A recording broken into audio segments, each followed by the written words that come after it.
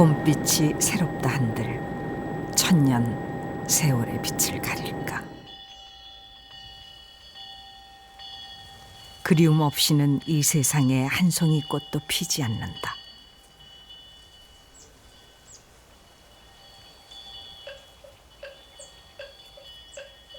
그리움 없이는 이 세상에 한 송이 꽃도 지지 않는다.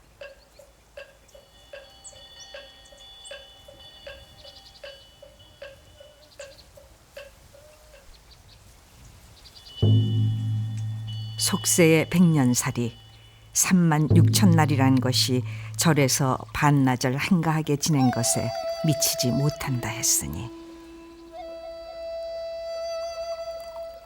마주하는 찬물은 반으로 줄어도 그윽한 향기는 처음과 같다.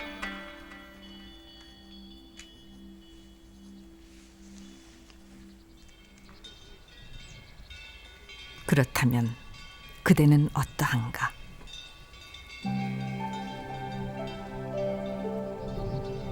속세를 떠난 산중 부처의 법이 머무는 절집에서 깊은 침묵으로 서 있는 그대는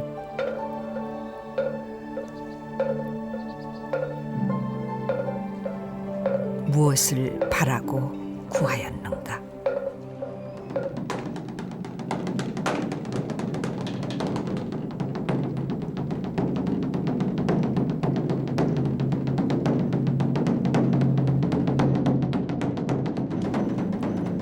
산사의 북소리가 새벽을 깨운다. 법고는 삶의 고통을 받는 지상의 모든 생명을 구하기 위해 울린다.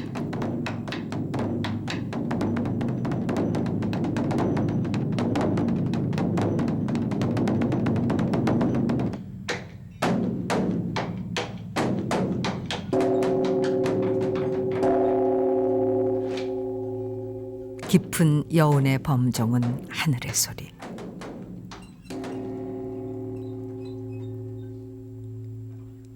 땅 위의 풀 한 포기와 돌멩이 하나, 지옥의 아귀에게까지 기쁨과 슬픔의 강물을 건너게 한다.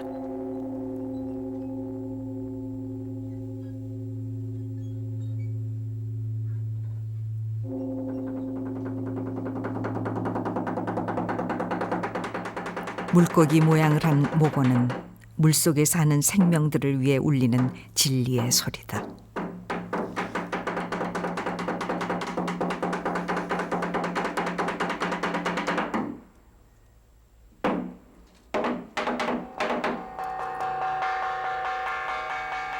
이 세상 살아있는 것들은 다 의미가 있으니 허공 날짐승을 위해서는 구름 조각인 듯 운판이 몸을 떤다.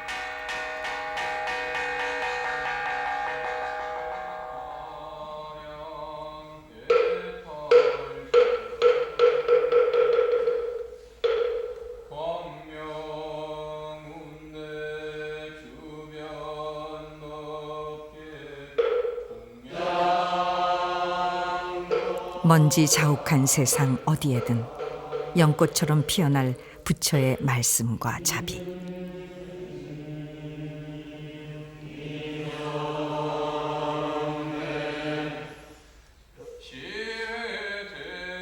수도자에게 새벽 예불은 부처를 만나는 시간이면서 자신을 만나는 시간이기도 하다.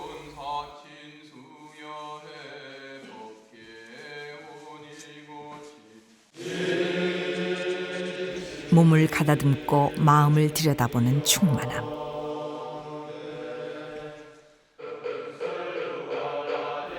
내 안에 수많은 나를 다스리니 무명의 어둠이 곧 빛이 되는 시간이다.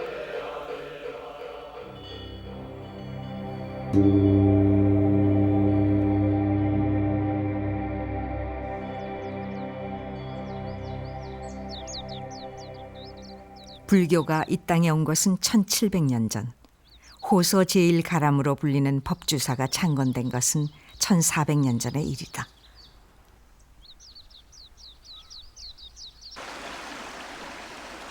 일주문을 지나 수정교를 건너면 비로소 청정한 부처의 세계.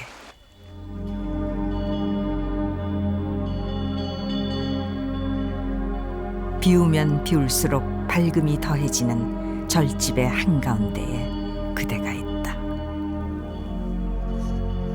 겹겹이 처마를 5층이나 쌓아올린 독특한 모양의 목조 건물 팔상전. 마치 긴 세월을 침묵의 자세로 견딘 수도자의 모습이다.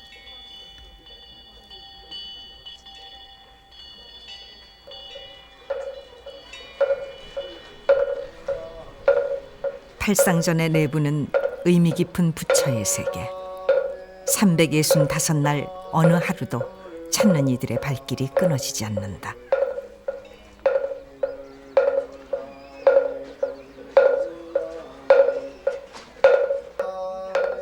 새 속에서 묻어온 마음의 먼지를 부처에게 의지에 닦고자 합니다.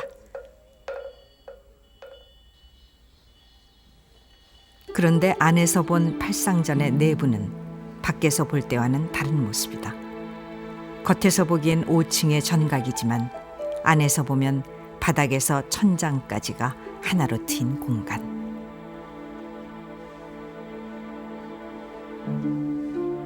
거대한 사각기둥이 세워진 중심엔 동서남북 4방향으로 500나한상과 불상들이 모셔져 있다.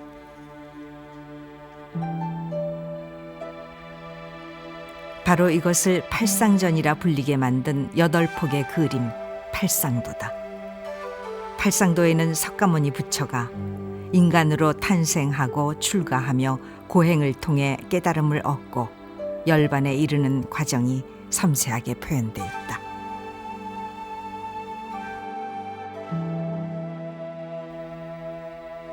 그런 점에서 팔상전은 그 자체가 부처의 온 생애를 담고 있는 기념관이요 불법의 상징인 셈이다.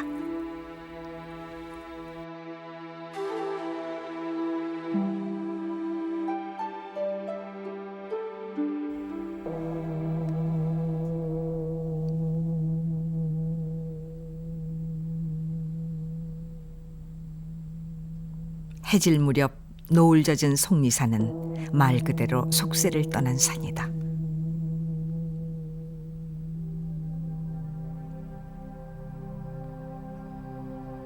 속리산 법주사가 지금과 같은 큰 절집으로 중창된 것은 신라시대 진표 율사에 의해서다. 당시는 삼국의 영토 전쟁으로 인해 길고도 혹독했던 전란의 시기. 그때 상처 입은 백성들의 마음을 어루만진 것은 미륵사상이었다.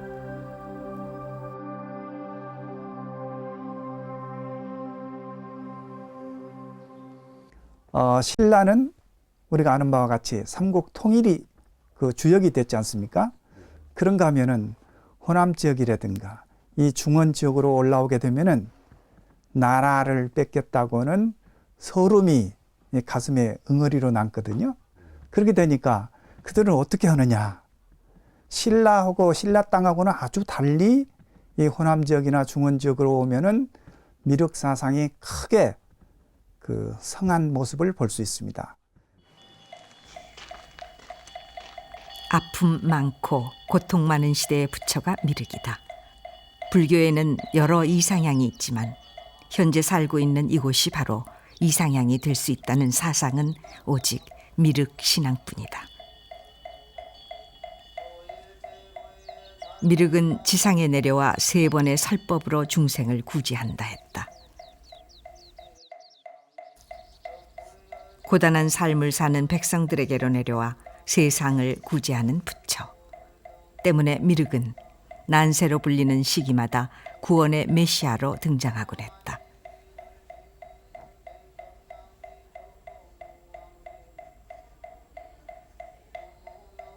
그러면 미륵은 지상의 어느 곳으로 오는가?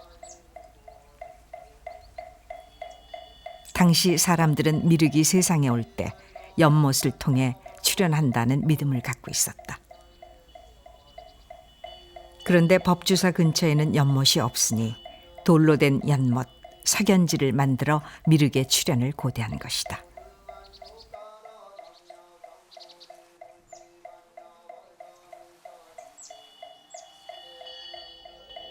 어려운 현실에서 미륵의 출현을 간절히 바란 염원이 석연지에 담겼다.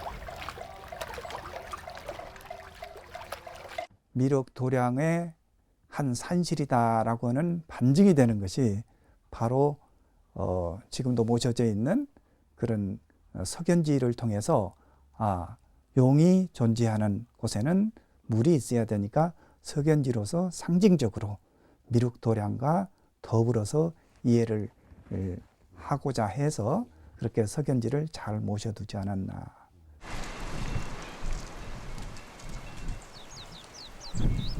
그리하여 속리산에 피고 지는 꽃들은 저마다 미륵의 세상에 들었는가.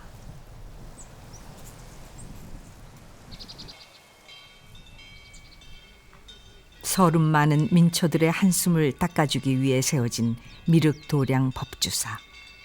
당시 사람들은 왜 큰 사찰의 중심에 이 팔상전을 지은 것일까?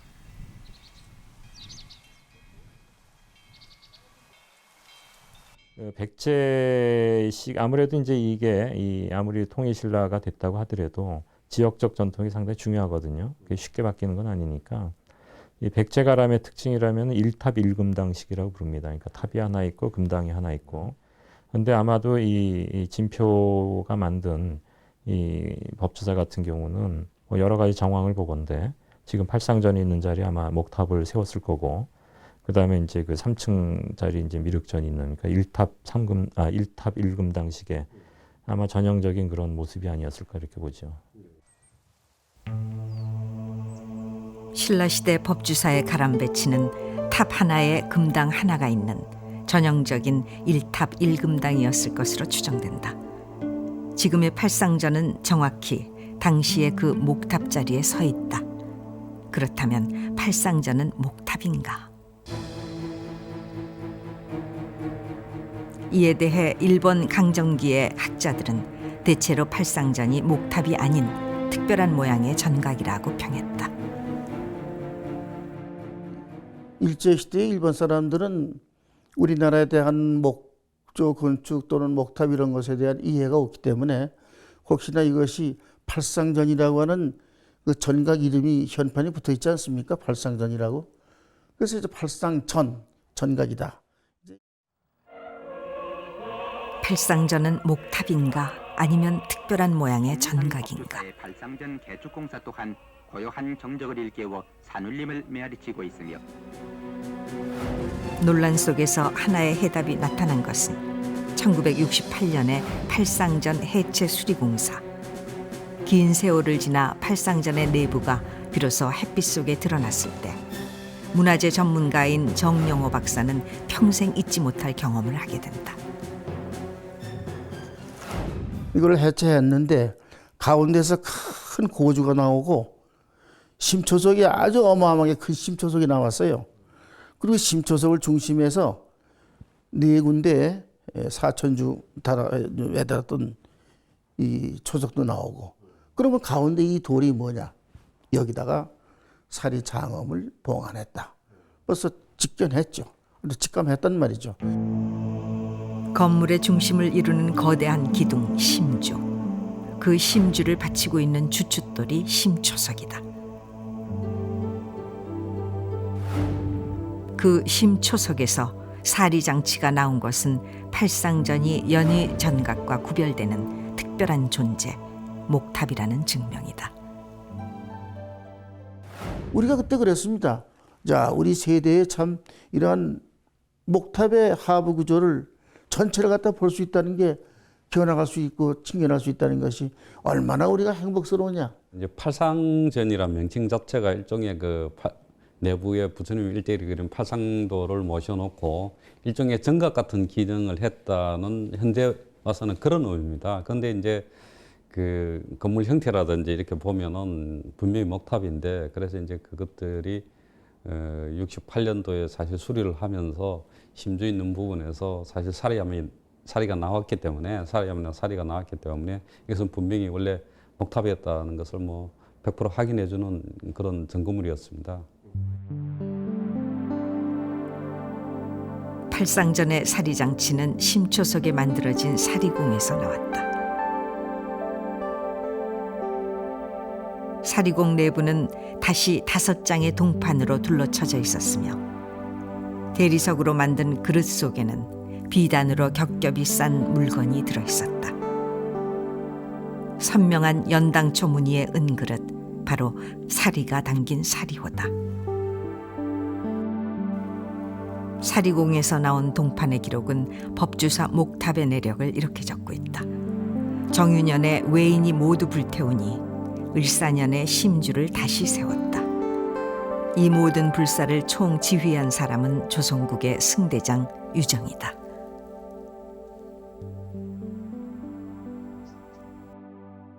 이 팔상전이 이제 복원될 때는 사실은 임진왜란이 끝나고 그 바로 이제 직후입니다. 아마 이제 조선 불교계가 제일 먼저 복원 사업한 것 중에 하나가 이제 팔상전이 아닐까 싶은데 그만큼 상징성이 큰 거죠. 그리고 이제 기록을 보면은 팔상전 복원의 총 그 대장이랄까 이분이 이제 유정대사입니다. 사명당. 그러나 사명당이 나선 불사였음에도 불구하고 탑은 쉽게 완성되지 않았다. 팔상전 상량문의 기록은 당시 탑을 짓는 공사가 1626년까지 무려 21년이나 이어졌음을 알린다. 그 조선 불교계가 하여튼 역량을 모아서 했는데도 불구하고 이 총 공사 기간이 21년이 걸렸어요. 21년이라는 것은 어떻게 보실지 몰라도 경복궁도 3년 만에 지었습니다. 그러니까 탑 하나 만드는데 21년이라는 건 좀 상식적으로 이해할 수 없는 기간이죠. 길은 산중과 속세를 잇는다. 일즉다, 다즉일. 하나 속에 우주 만물이 있고 우주 만물 안에 하나가 있으니 생명과 생명은 모두 이어져 있고 승과 속 또한 저 홀로 존재하지 않았다. 탑을 완성하는 데 걸린 21년의 시간. 그것은 임진왜란과 정유재란의 상처 위에서 흩어진 민심을 모으고 회복하는 과정이었다. 산속 승려들마저 무기를 들어야 했던 희생은 새로운 약속이 되어 돌아왔다.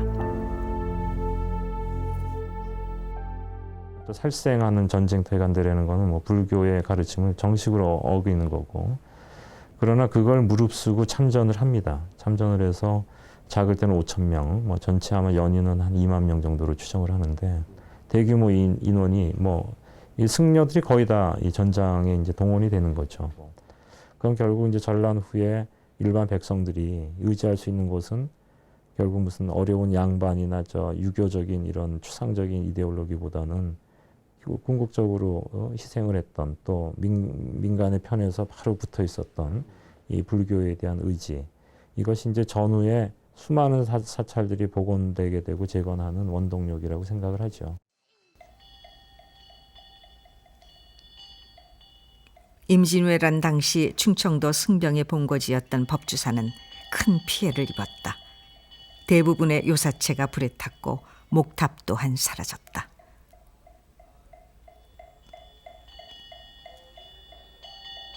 지금의 팔상전은 그 참혹한 전쟁이 지나간 폐허 위에서 다시 세운 목탑이자 백성들의 마음에 다시 일어선 불심이었다.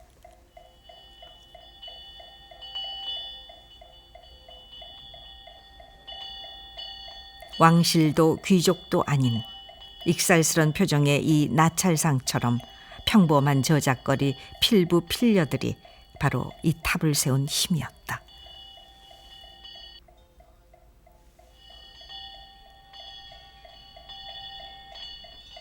아픔을 딛고 400년 전 다시 세워진 팔상전.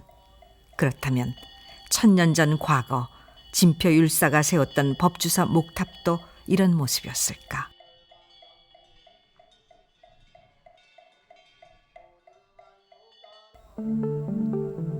다시 1968년의 시간으로 돌아가자. 팔상전 기단부가 햇빛 속에 드러난 그때 1000년 전 법주사 목탑에 수수께끼를 풀 실마리도 함께 드러났다. 한 선은 크기가 확연히 다른 두 종류의 초석이다. 원래 내부의 상칸의 기존의 그 구조였던 그 부분은 초석이 큰데 그 바깥에 한 칸 더 돌아가는 그 초석들은 크기가 매우 작았습니다. 이제 그게 원래 옥칸으로 계획을 했다 그러면은 거의 같은 크기의 초석을 놔야 됩니다. 이상한 점은 그뿐만이 아니다. 보통 목탑의 기단부에는 사람이 다닐 만한 공간을 두는데 팔상전은 그렇지가 않다. 처음부터 지금과 같은 사방 5칸의 목탑이 있었다고 보기엔 남아있는 기단부가 지나치게 좁은 것이다.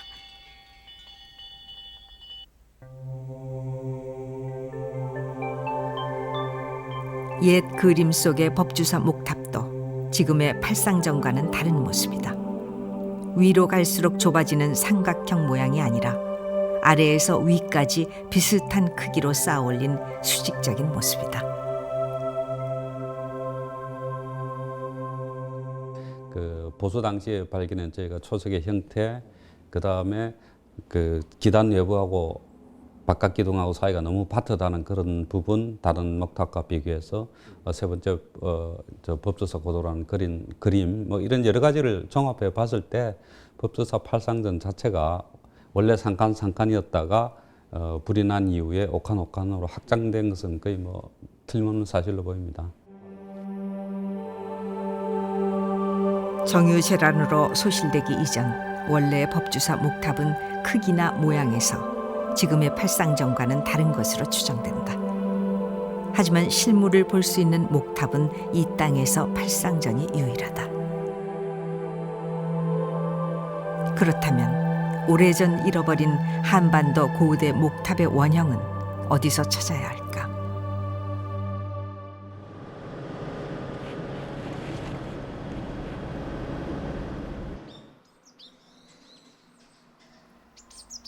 백제의 마지막 수도 사비로 불렸던 부여의 한 절터. 오래전 이곳에도 목탑이 있었다. 남겨진 초석의 흔적은 그 목탑이 소실된 법주사 목탑처럼 사방 3칸이었다는 사실을 말해준다. 하지만 어떻게 세웠는지, 완성된 탑의 모습이 어떠했는지는 더 이상 알 수가 없다.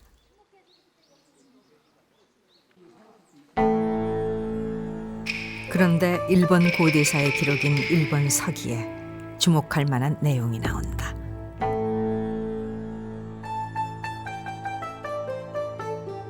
신라시대 법주사 목탑이 세워진 것보다 약 180년쯤 전에 절을 짓는 기술자 등 본격적인 사찰 건축에 필요한 여러 명의 백제 장인들이 일본으로 건너갔다는 기록이다.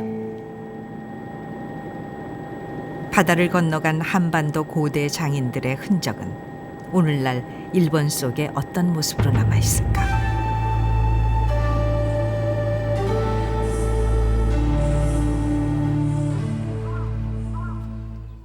일본에서 가장 오래된 절집인 나라현 법룡사.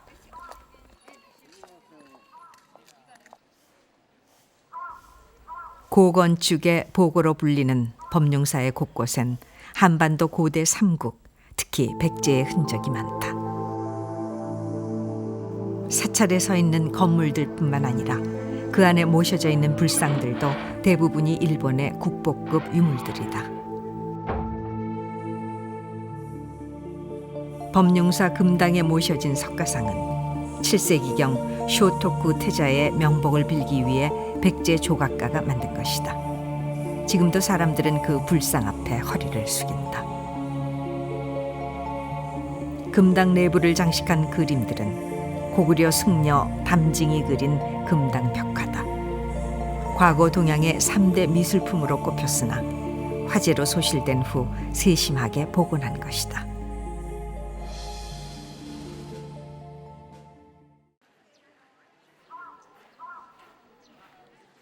남아있는 흔적만으로도 법룡사는 백제와 깊은 연관이 있는 절이다. 특히 특히 범용사 오중탑은 한반도 고대 목탑의 모습을 유추해 볼 수 있는 일본에서 가장 오래된 탑이다. 목탑은 목조 건축의 꽃이다. 사방 3칸 규모의 높이 34m에 이르는 이 5층 목탑은 우선 생긴 모습에 있어 팔상전과는 달리 날렵하고 직선적이다.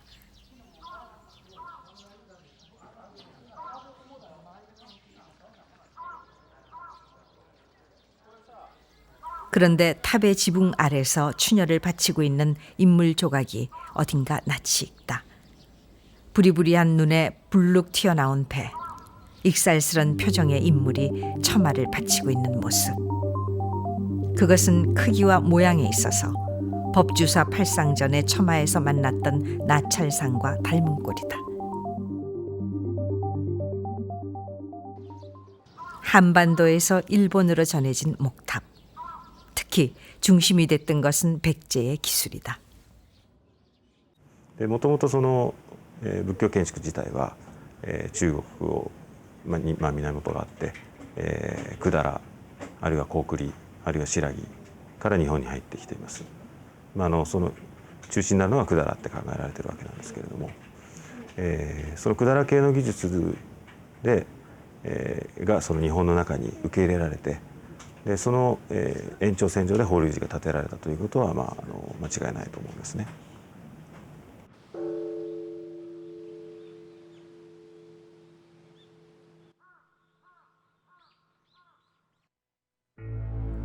이제 법융사 목탑의 내부로 들어가 보자.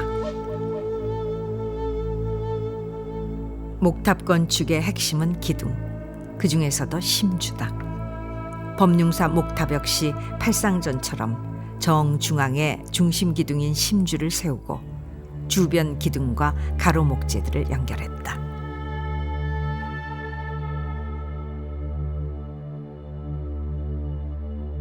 탑을 올린 방식은 먼저 1층을 완성한 후 그 위에 다시 기둥을 세우고 한 층 한 층 쌓아 올리는 일종의 적층 방식이다. 그리고 34m에 이르는 탑의 끝에는 금동제 상륜을 올렸다.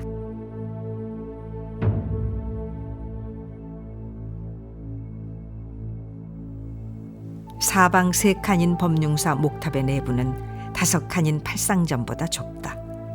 하지만 탑의 중심은 팔상전과 마찬가지로 심주와 사천주의 큰 기둥이 있고 그 기둥을 둘러싼 동서남북 사면에는 각각 부조상들이 조각돼 있다.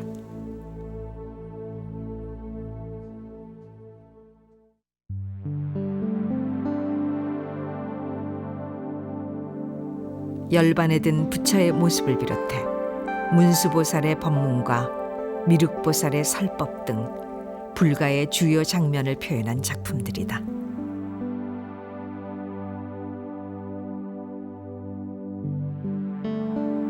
마치 법주사 팔상전 안에서 석가모니 부처의 생애를 담은 8장의 그림이 팔상도로 걸려 있는 것과 같은 방식이다.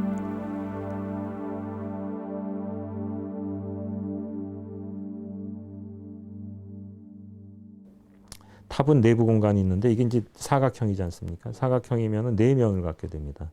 그러면은 거기에 이 봉안할 수 있는 부처는 적어도 네 분을 모셔야 돼요. 그렇게 되면 그게 이제 사면불의 형태가 되든가 아니면 4개의 짝수인 8개를 모신다면 팔상전 같은 걸 할 수가 있는 거죠. 그렇기 때문에 이게 이제 이 사면불에 대한 신앙이나 아니면 팔상전이나 이렇게 되죠. 흔히 목탑의 나라로 불리는 일본. 탑을 짓는 기술은 처음 백제에서 들여왔지만 탑의 모습은 법융사에서 후대로 갈수록 뚜렷하게 변화하고 있다.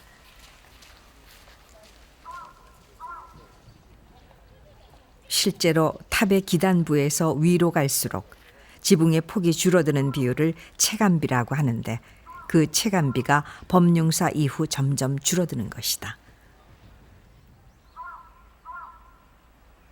일본의 목탑 중 가장 높다는 동사 오중탑은 거의 자루잰 듯 일직선이다.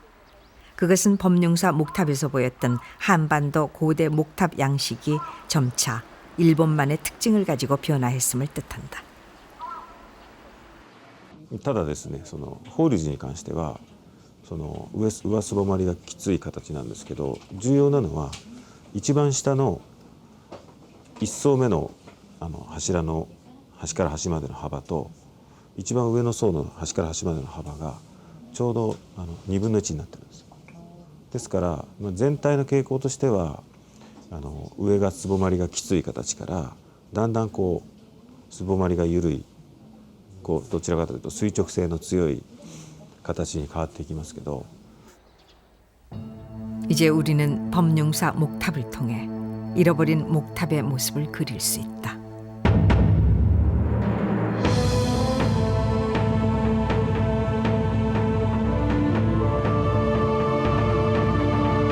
천년 전 진표 율사가 속리산 자락에 처음 세웠던 목탑. 그것은 아마도 천년 전 백제 장인들이 일본으로 건너가 세웠던 목탑과 닮았을 것이다.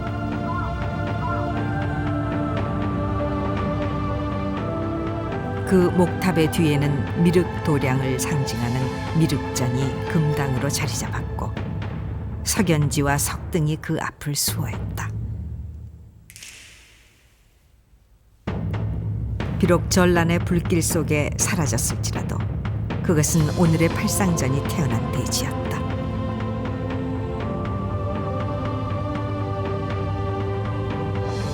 그러므로 서기 776년부터 시작된 법주사 목탑의 이야기는 아직도 끝나지 않았다.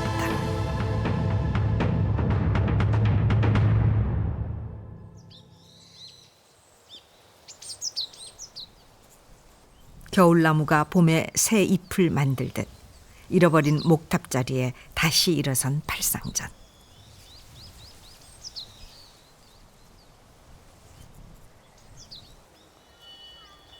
팔상전은 법룡사 목탑에서 만난 한반도 고대 목탑의 원형과는 다른 모습을 하고 있다.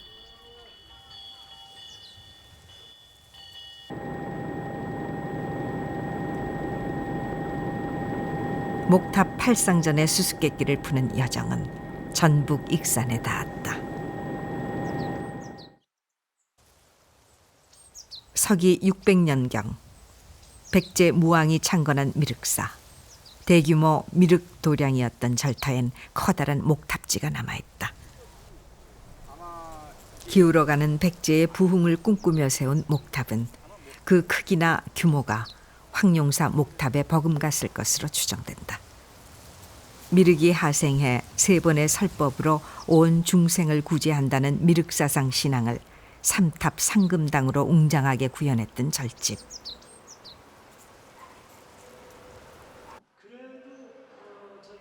해체 복원공사가 한창인 미륵사지 석탑. 불탑의 역사가 목탑에서 석탑으로 옮겨가는 과정을 보여주는 미륵사지 석탑은 우리나라 석탑 중 가장 큰 규모이다.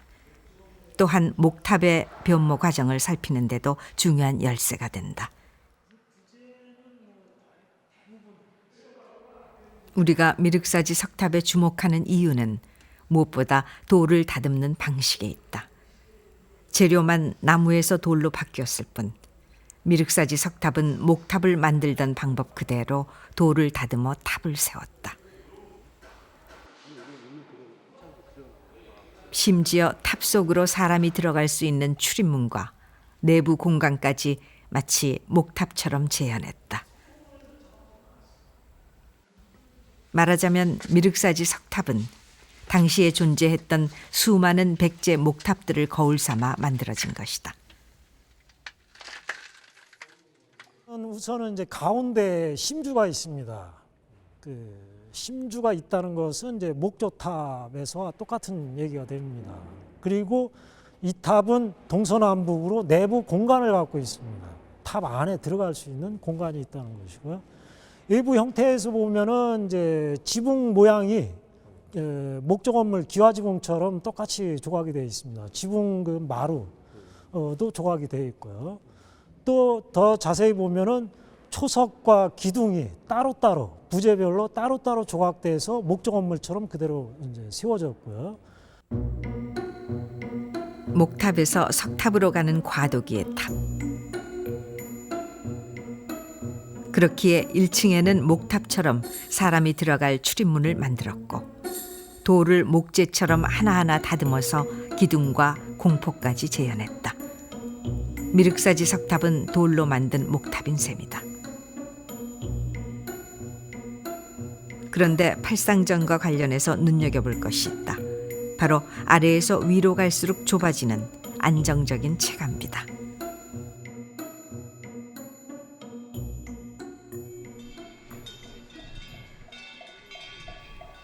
그러므로 팔상전은 홀로 떨어진 존재가 아니었다. 아래에서 위로 갈수록 폭이 좁아지는 그 체감비는 일본, 중국과 다르게 한국 목탑이 가졌던 특징이었다.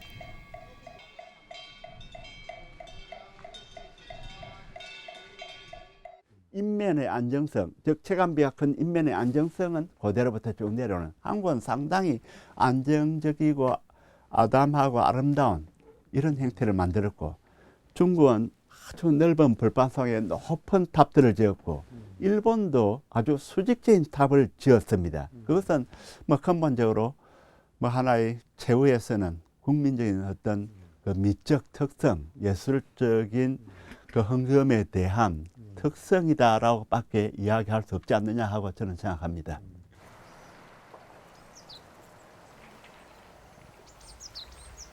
목탑은 고려시대에도 만들어졌다. 실상사에서 발견된 목탑지의 흔적은 고려시대에도 이 땅에 목탑들이 존재했음을 말해준다. 봄볕 다사로운 실상사의 목탑자리.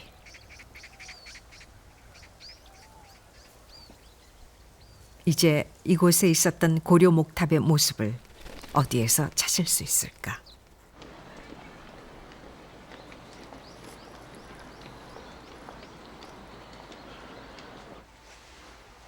실물이 남아있지 않는 고려시대 목탑.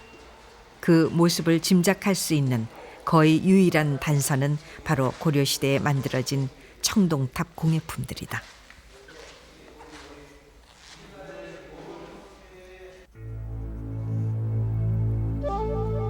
채 10cm도 안 되는 작은 탑 모형. 하지만 이런 청동탑들은 대개 실제 목탑을 본떠서 만들어졌다. 이 청동탑은 겉으로 보기엔 여러 층이지만 내부는 하나로 트여있는 구조가 팔상전과 닮았다. 또 다른 청동탑들 중에는 안정적인 체감비와 겉모습이 비슷한 경우도 여럿이다. 이것은 팔상전과 같은 체감비의 목탑들이 고려시대에도 이미 만들어지고 있었음을 말해준다. 마치 팔상전의 내부를 들여다본 것처럼 기둥이나 세부 묘사도 닮은 것이다.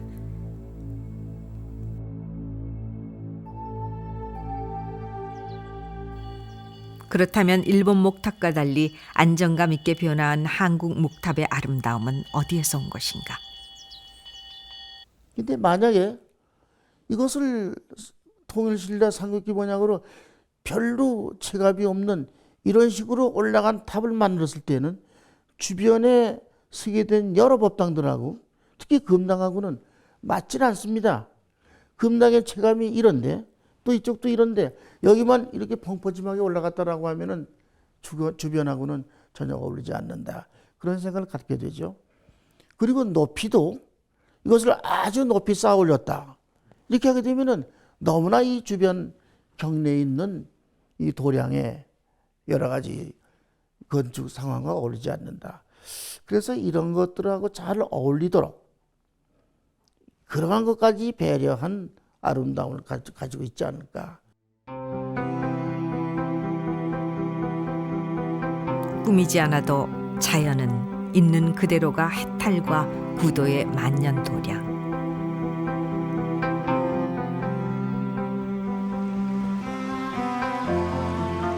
흐르고 머무는 것은 자연의 섭리이니 시간과 함께 나를 둘러싼 모든 것은 물처럼 흘러가고 변화한다.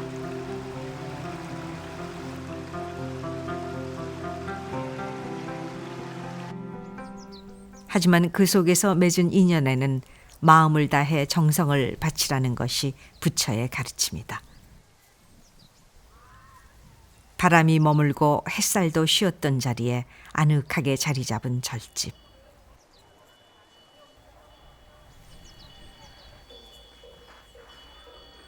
팔상전의 아름다움은 기우는 듯 일어서고 무엇과도 겨루지 않으려는 듯 부드럽게 그지없는 곡선, 자연스럽게 어울리는 그 조화로움에 있다.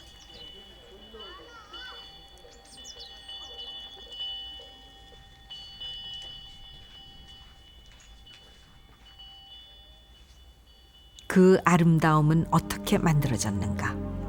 철심을 받거나 못 하나 쓰지 않은 채 수많은 기둥을 세우고 마침내 탑을 일으킨 지혜는 어떤 것인가?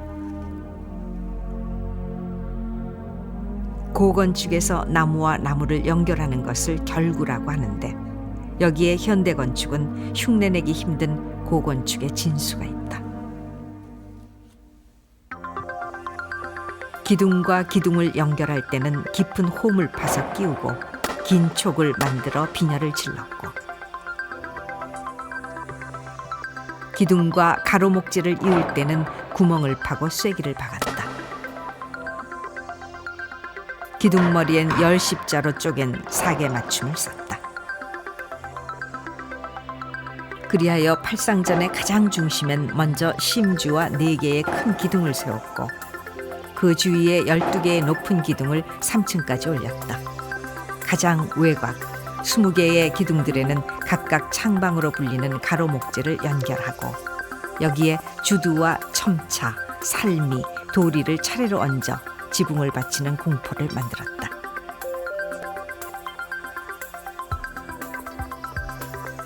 (2층은) 1층에서 올라온 안기둥에 퇴보를 걸고 반칸씩을 들여서 만들었다. 이렇게 반칸씩 줄여 3층과 4층도 올리고 마지막 5층은 힘을 받을 수 있도록 귀틀로 짠 뒤 공포를 얹었다.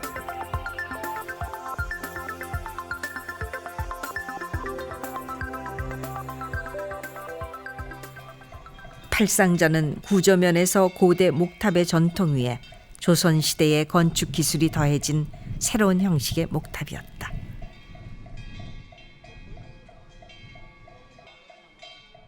이 부분들이 쭉 올라가서 끝부분에 이렇게 강하게 이렇게 결고를 해주지 않으면은 강한 바람이 불 때 이게 흐트러집니다. 그 흐트러지는 걸 막아주는 굉장히 좋은 장치 중에 하나가 이제 기틀 형식으로 이렇게 짜서 끝부분에 이제 강성을 주는 방식인데 이런 그 사천주의 마지막 부분을 기틀 구조로 해서 잡아주는 방식은 중국이나 일본에서도 예를 굉장히 찾기 어렵습니다.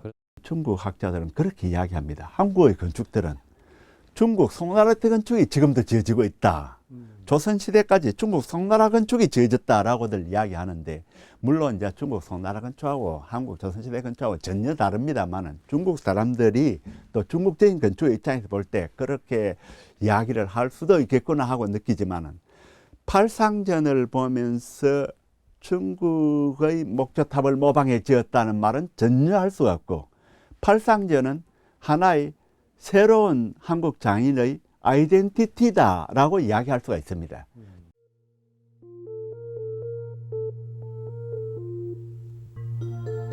그 목탑 앞에 다시 연등이 걸린다. 이 세상 욕심 없이 살기란 얼마나 어려운가. 고요를 흔들어버리는 바람처럼 삶 또한 흔들리는 것. 허나 마음의 빛을 얻으면 번뇌가 사라진다. 간절한 기원으로 탑 앞에 등을 밝히려는 사람들. 그 마음 안에도 수많은 탑이 있다.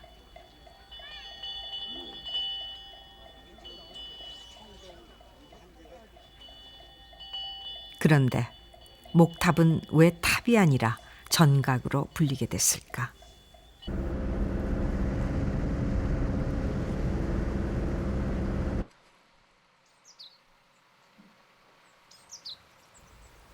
부산 선문의 향기가 깃든 전남 화순의 쌍봉사.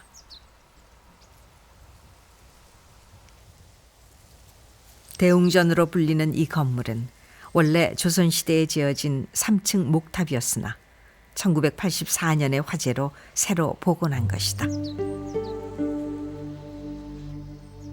초기의 불교는 부처의 사리를 모신 탑을 가장 중요한 예배의 대상으로 삼았고 정성을 다해 그 부처의 집을 아름답게 단장했다.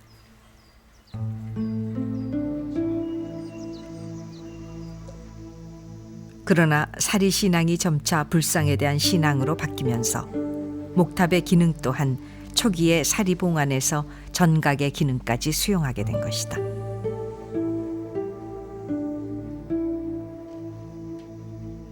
그리하여 과거의 쌍봉사 3층 목탑은 오늘날 쌍봉사 대웅전이 되었고 법주사 5층 목탑은 팔상전이라는 전각의 이름으로 불리게 된 것이다. 탑신앙이 사리신앙인데 사리가 없으니까 결국 부처님의 형상을 닮은 대웅전을 쳐서 거기에 부처님 형상을 닮은 불상을 모시고 불상이 이제 예배 대상이 되는 어떤 그 예배 대상이 바뀌어가는 그런 형태로 되면서 탑은 오히려 이제 위치 사찰 공간에 차지할 면적이 굉장히 작아지고 그다음에 오히려 대웅전이 커져서 부처님을 모시는 신앙이 이제 계속 발전돼 가는 거죠.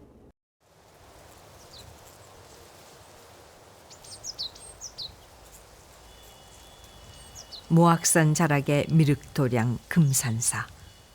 법주사와 마찬가지로 신라시대 진표 율사에 의해 중창된 절이다.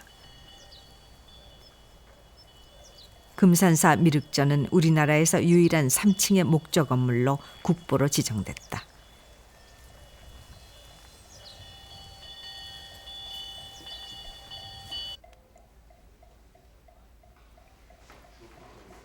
미륵전 안에는 미륵불이 모셔져 있다. 만약 법주사의 용화전이 소실되지 않고 남아있다면 이곳 금산사 미륵전과 비슷한 모습이었을 것이다.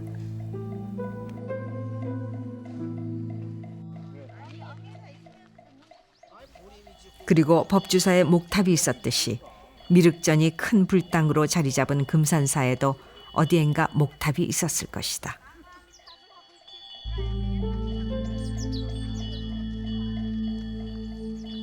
그런데 특별한 모습으로 눈길을 끄는 전각 하나. 그것은 지붕 용마루 가운데에 탑의 윗부분인 상류를 얹고 있는 건물이다. 금산사에 전하는 말에는 이 대장전이 본래 미륵전 앞에 있던 목탑이었으나 임진왜란으로 소실된 후 다시 지으면서 본래의 모습과는 다르게 전각으로 짓고 대장전이란 이름을 붙였다고 한다. 그래서 지붕 위의 이상한 탑 장식은 원래 목탑이었던 흔적이라는 것이다.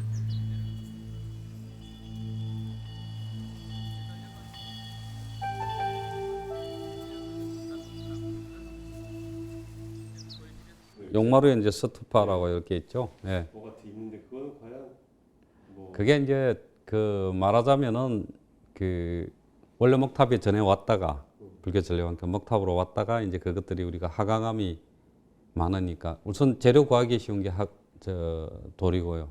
그다음에 이제 목탑을 짓는 게 기술이 이게 그 목조 건물이 높이 올라가니까 사실 기술적으로 어렵기도 합니다만은 유지 관리도 어렵습니다. 그래서 이제 우리는 석탑으로 쭉 발전하게 되는데 그 과정 중에 이제 목탑의 어떤 흔적 같은 것들이 육으로 또 몇 개 남아 있지만은 과거의 목탑의 어떤 뭐 탑이 있으면은 제일 위에 이제 상륜부가 있는데 상륜부에 그런 흔적들이 남아서 어떤 목탑의 어떤 뭐 역할 내지는 뭐 이런 걸 했던 거를 대변해주는 아마 그런 대표적인 건축물이 아마 금산사에 지금 말씀하신 그런 부분으로 생각됩니다. 천년 세월은 법주사의 모습도 변화시켰다. 자연은 늘 같은 모습으로 다녀가지만 시대의 흐름에 따라 삶의 방식이 바뀌는 것을 막을 수는 없다. 그것은 종교에서도 마찬가지다.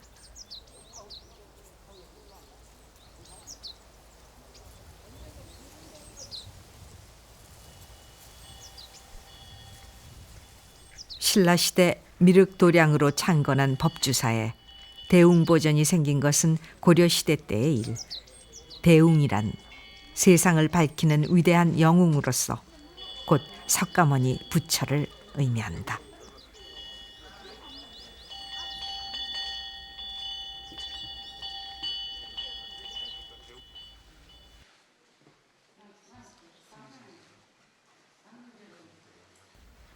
그런데 정작 그 대웅전에 모신 본존불은 석가모니 불도 미륵도량을 상징하는 미륵불도 아닌 비로자나 부처다. 부처 중에 부처로 화엄종의 주불인 비로자나불, 천년 미륵도량인 법주사 대웅전에 비로자나불이 모셔진 것은 무슨 까닭인가?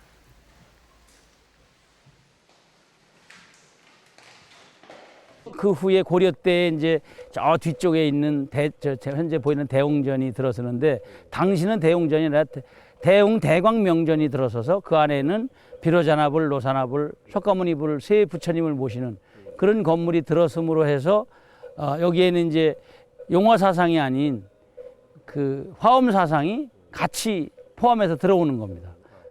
이러한 관계는 화엄 사상의 원흉 사상으로 그냥 뭉쳐지는 것이죠. 그래서 이 도량에, 법사 도량에 소위 말해서 화엄 사상이 이 법당에서 그대로 표현되고 있다라는 것을 우리가 이해해야 될 것입니다. 8세기 진표율사의 중창 당시 법주사는 수정봉과 용화보전, 팔상전을 축으로 하는 동서의 가람배치를 이루었다. 그리고 고려시대 이후에는 천왕문에서 팔상전을 지나 대웅전을 연결하는 남북축의 가람배치가 더해졌다.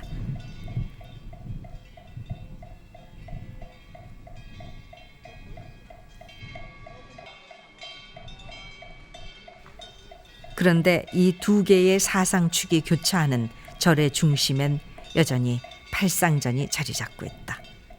그것은 미륵과 화엄의 만남이다. 고려는 이제 아주 본격적인 불교 국가를 하면서 제종파 간의 그 융합 같은 운동이 많이 일어납니다.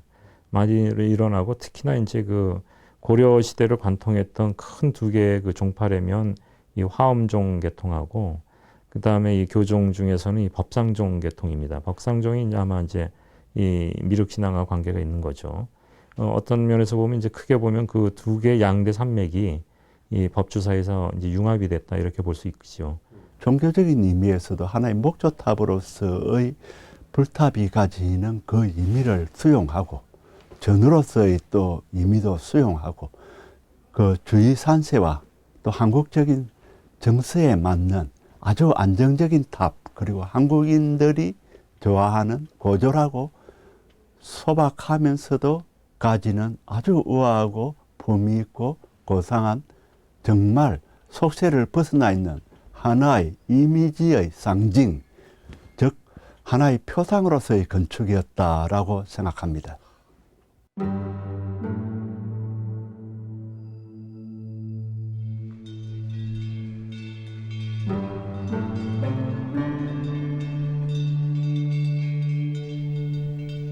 우리가 어디서 왔는지를 잊는다면 어디로 가야 할지도 알 수 없다.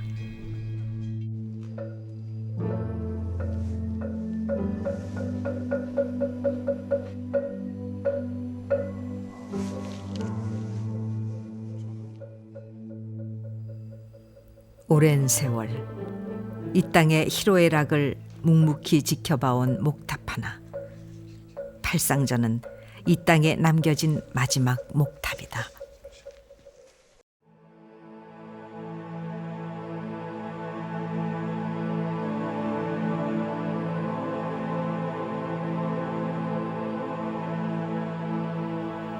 그리하여 천년 전 이곳에 탑을 세우고 간절한 바람을 모았던 이들이 꿈꾸던 그 세상은 이루어졌는가?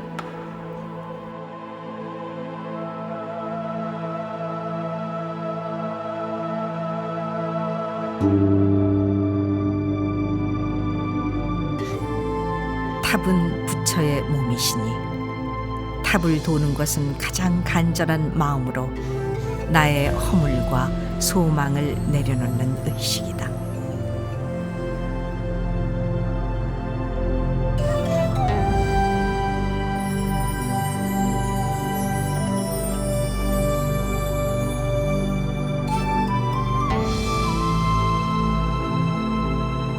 진흙 속에서 연꽃이 피고 어둠 속에서 등불이 빛나듯 가장 간절한 마음들이 모여서 탑을 돈다.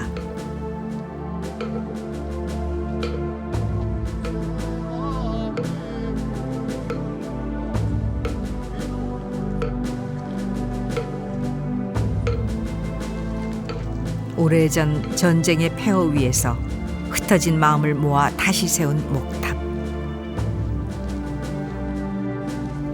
아픔 많은 세상의 미륵에서 꽃비 날리는 화음까지 넓은 깊은 부처의 뜻을 묵묵히 한 몸에 담아낸 목탑. 이 세상 어디에 그대의 침묵만큼 깊은 산매가 있겠는가. 잊혀진 목탑의 나라로 들어가는 열쇠를 간직한 채 오늘도 팔상자는 그곳에 서 있다.